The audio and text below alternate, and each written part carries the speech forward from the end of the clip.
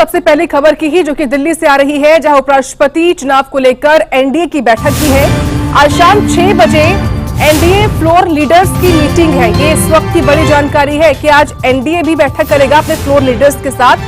केंद्रीय मंत्री प्रहलाद जोशी के आवास पर यह बैठक होनी है। उपराष्ट्रपति चुनाव की रणनीति पर अब चर्चा होगी, क्योंकि एनडीए ने तो अपना उम्मीदवार ऐलान कर दिया, लेकिन उसकी कोशिश ये भी है कि हमारे उम्मीदवार को ही विपक्ष के जो सांसद विपक्षी दल जो है वो भी समर्थन करे। इसलिए उपराष्ट्रपति चुनाव की रणनीति पर चर्चा होनी है। केंद्रीय मंत्री प्रहलाद जोशी के आवास पर यह मीटिंग रखी गई है। ये बड़ी खबर, एनडीए फ्लोर लीडर्स की बैठक है। शाम 6 बजे का समय है, यानी कि लगभग 1 घंटे बाद ये बैठक होनी है।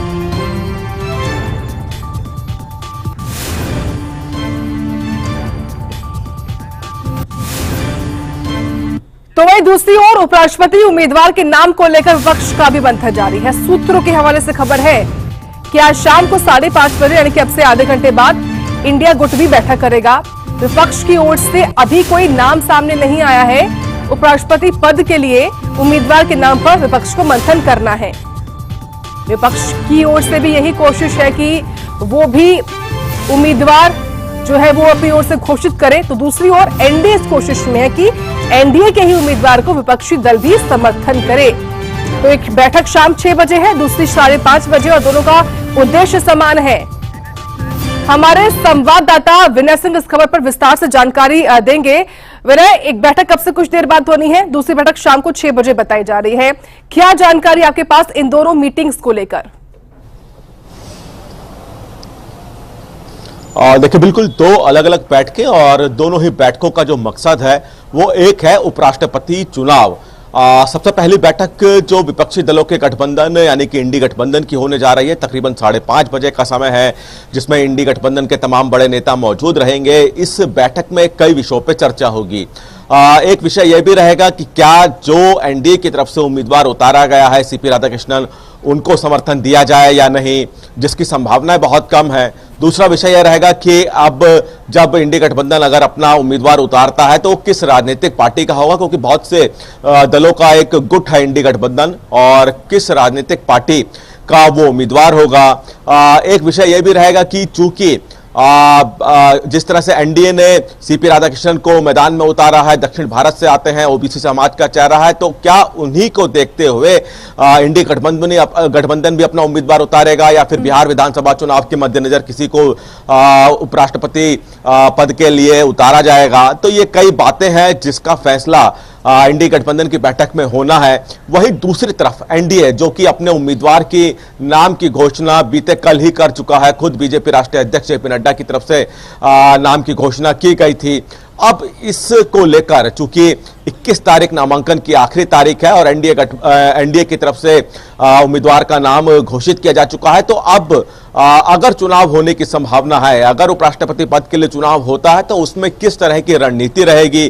क्योंकि एनडीए की तरफ से कल भी यह साफ कहा गया बीजेपी राष्ट्रीय अध्यक्ष जेपी नड्डा की तरफ से कि वो कोशिश करेंगे विपक्षी दलों से कि सीपी राधाकृष्णन के समर्थन में आने के लिए, और केंद्रीय मंत्री राजनाथ सिंह को यह जिम्मेदारी दी गई है कि विपक्षी दलों से बातचीत करें और उनसे सीपी राधाकृष्णन के समर्थन की मांग करें, ताकि जो चुनाव है उसकी नौबत ना आए। लेकिन विपक्ष कहीं ना कहीं अपना उम्मीदवार उतारने की तैयारी में है। तो ऐसे में अब रणनीति जिस दिन वोटिंग होनी है 9 तारीख को, उस दिन क्या रहेगी फ्लोर लीडर की, इसलिए बैठक है। कई केंद्रीय मंत्री इस बैठक में मौजूद रहेंगे।